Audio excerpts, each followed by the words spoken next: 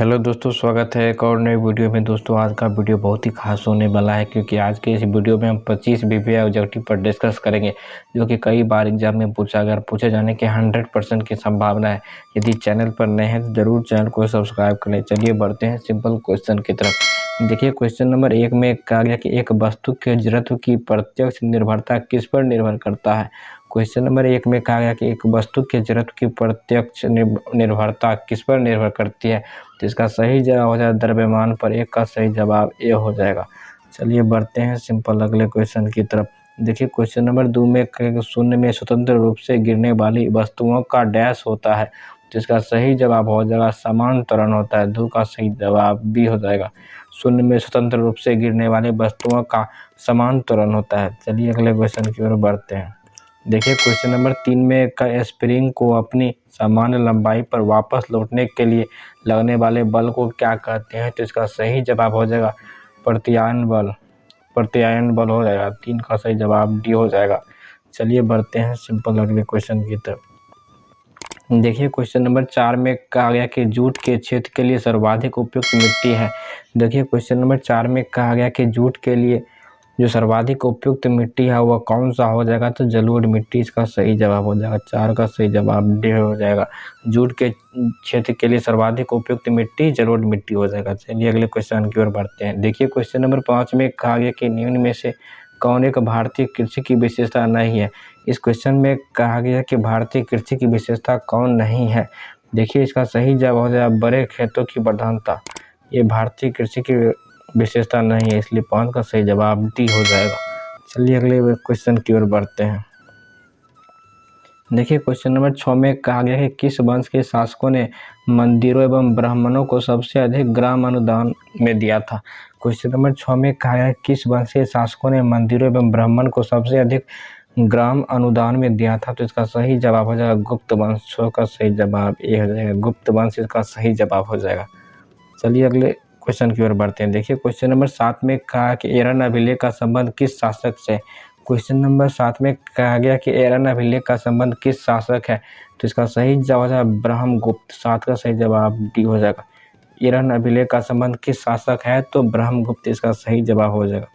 Question number 8 में कहा गया कि गुप्त राजवंश किसके लिए प्रसिद्ध था। क्वेश्चन नंबर 8 में कहा गया कि गुप्त राजवंश किसके लिए प्रसिद्ध था, तो इसका सही जवाब हो जाएगा साहित्यिक कार्यों का संरक्षण के लिए प्रसिद्ध था, इसलिए 8 का सही जवाब सी हो जाएगा। गुप्त राजवंश किसके लिए प्रसिद्ध था, तो साहित्यिक कार्यों का संरक्षण के लिए।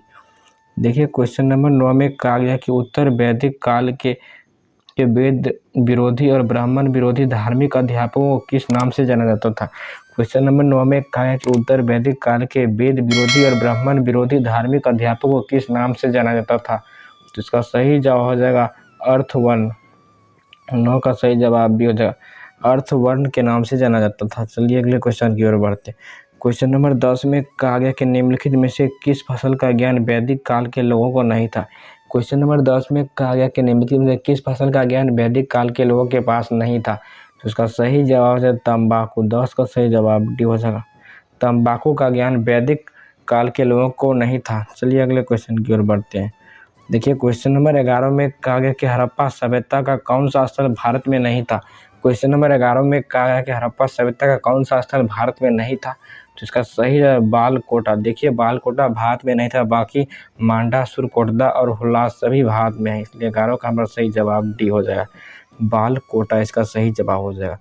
देखिए क्वेश्चन नंबर 12 में कहा गया कि हड़प्पा संस्कृति की मुद्राएं एवं पक्की मिट्टी की कलाकृतियों में किस पशु का चित्र नहीं किया गया है, तो इसका सही जवाब हो जाएगा गाय का। 12 का सही जवाब हो जाएगा। हड़प्पा संस्कृति की मुद्राएं एवं पक्की मिट्टी की कलाकृति में गाय का चित्र नहीं किया गया है। चलिए अगले क्वेश्चन की ओर बढ़ते हैं। देखिए क्वेश्चन नंबर 13 में कहा गया कि ऋग्वेद में गंगा नदी का उल्लेख कितनी बार किया गया है। देखिए क्वेश्चन नंबर 13 में कहा गया कि ऋग्वेद में जो गंगा नदी का उल्लेख कितनी बार किया गया है। देखिए ये बहुत ही इम्पोर्टेंट क्वेश्चन है जो कि एसएससी में पूछा गया है। ऋग्वेद में गंगा नदी को उल्लेख कितनी बार किया है, तो इसका सही जवाब हो जाए 1 बार। 13 का सही जवाब सी हो जाए। 1 बार ऋग्वेद में गंगा नदी का उल्लेख किया गया है। देखिए क्वेश्चन नंबर 14 में कहा है कि वांडी वास का युद्ध 1760 ईस्वी में किनके बीच हुआ था। क्वेश्चन नंबर 14 में क्या है वांडी वास का युद्ध 1760 ईस्वी में किनके बीच हुआ था, तो इसका सही जवाब है ब्रिटिश एवं फ्रेंच के बीच। 14 का सही जवाब सी हो जाएगा। बांडी वास का युद्ध 1760 ईस्वी में ब्रिटिश एवं फ्रेंच के बीच हुआ था। चलिए अगले क्वेश्चन की ओर बढ़ते हैं। क्वेश्चन नंबर 15 में कहा गया कि किसने अपनी राजधानी मुर्शिदाबाद से मुंगेर स्थानांतरित की। क्वेश्चन नंबर 15 में कहा गया कि किसने अपनी राजधानी मुर्शिदाबाद से मुंगेर स्थानांतरित की है। तो इसका सही जवाब हो जाएगा मीर कासिम। 15 का सही जवाब डी हो जाएगा, मीर कासिम इसका सही जवाब हो जाएगा। क्वेश्चन नंबर 16 में कहा गया कि बक्सर के युद्ध 1764 ईस्वी में के समय दिल्ली का शासक कौन था। क्वेश्चन नंबर 16 में कहा गया कि बक्सर के युद्ध 1764 ईस्वी के समय दिल्ली का शासक कौन था। तो इसका सही जवाब शाह आलम द्वितीय। 16 का सही जवाब डी हो जाएगा। बक्सर के युद्ध 1764 ईस्वी के समय दिल्ली का शासक शाह आलम द्वितीय था। चलिए अगले क्वेश्चन की ओर बढ़ते हैं।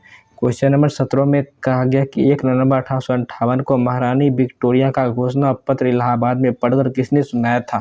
तो इसका सही जवाब हो जाएगा लॉर्ड विलियम बेंटिंक ने। 17 का सही जवाब लॉर्ड विलियम बेंटिंक ने 1 नवंबर 1858 को महारानी विक्टोरिया के घोषणा पत्र इलाहाबाद में पढ़कर सुनाया था।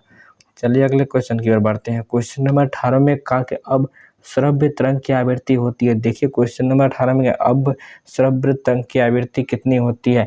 इसका सही जवाब हो जाएगा 20 HZ से कम होती है। 18 का सही जवाब ये हो जाएगा 20 HZ से कम होती है। क्वेश्चन नंबर 19 में कहा गया कि सबसे कम तरंग लंबाई वाली किरणें हैं।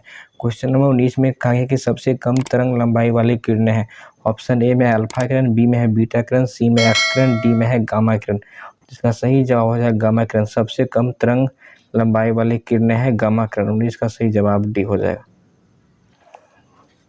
चलिए बढ़ते हैं क्वेश्चन नंबर 20 की तरफ। क्वेश्चन नंबर 20 में कहा है कि ऐसे तरंग जिनका ध्रुवीकरण नहीं हो सकता क्या कहलाता है। क्वेश्चन नंबर 20 में कहा गया कि ऐसे तरंग जिनका ध्रुवीकरण नहीं हो सकता है क्या कहलाता है। इसका सही जवाब अनुदैर्घ्य तरंग। 20 का सही जवाब डी हो जाएगा। ऐसे तरंग जिनका ध्रुवीकरण नहीं किया सकता क्या कहलाता है, अनुदैर्घ्य तरंग। क्वेश्चन नंबर 21 में कहा गया कि वनस्पति जगत में निम्न में से किसको उभयचर कहते हैं। क्वेश्चन नंबर 21 में कहा गया कि वनस्पति जगत में निम्न में से किसको उभयचर कहते हैं। जिसका सही जवाब हो जाएगा ब्रायोफाइटा का। 21 का सही जवाब डी हो जाएगा। ब्रायोफाइटा को वनस्पति जगत में उभयचर कहते हैं। चलिए अगले क्वेश्चन की ओर बढ़ते हैं। क्वेश्चन नंबर 22 में कहा गया कि बैक्टीरिया में पाए जाने वाला प्रकाश संश्लेषण अमाशय क्या कहलाता है। क्वेश्चन नंबर 22 में कहा गया बैक्टीरिया में पाया जाने वाला प्रकाश संश्लेषण अमाशय क्या कहलाता है। इसका सही जवाब है वर्ण कीलवक। 22 का सही जवाब डी हो जाएगा, वर्ण कीलवक कहलाता है। चलिए अगले क्वेश्चन की ओर बढ़ते हैं। देखिए क्वेश्चन नंबर 23 में कहा कि मशरूम क्या है। देखिए इसको स्टार मार्क के लिए बहुत बार रेलवे के एग्जाम में, SSC के एग्जाम में पूछा गया कि मशरूम क्या है। तो इसका सही जवाब है मशरूम एक कवक है, इसलिए 23 का सही जवाब ये हो जाएगा मशरूम क्या है तो एक कवक है। चलिए अगले क्वेश्चन की ओर बढ़ते। देखिए क्वेश्चन नंबर 24 में कहा कि विषाणु क्या है। क्वेश्चन नंबर 24 में कहा गया कि विषाणु क्या है। ऑप्शन ए में है कोशीय, बी में अकोशीय, सी में एक कोशीय, डी में है बहुकोशीय। देखिए विषाणु जो होता है वह अकोशीय होता है। 24 का सही जवाब बी हो जाए। विषाणु क्या होता है, अकोशीय होता है। चलिए अगले क्वेश्चन की ओर बढ़ते। देखिए इस क्वेश्चन में हम इस वीडियो में हम 24 क्वेश्चन पर ही डिस्कस करेंगे। एक क्वेश्चन हम लोग टाइपिंग नहीं किए थे, इसलिए हम 24 क्वेश्चन पर ही डिस्कस करेंगे। यदि वीडियो अच्छा लगता है तो वीडियो को लाइक कीजिए, शेयर कीजिए, सब्सक्राइब कीजिए। मिलते हैं नेक्स्ट वीडियो में, तब तक के लिए जय हिंद, जय भारत।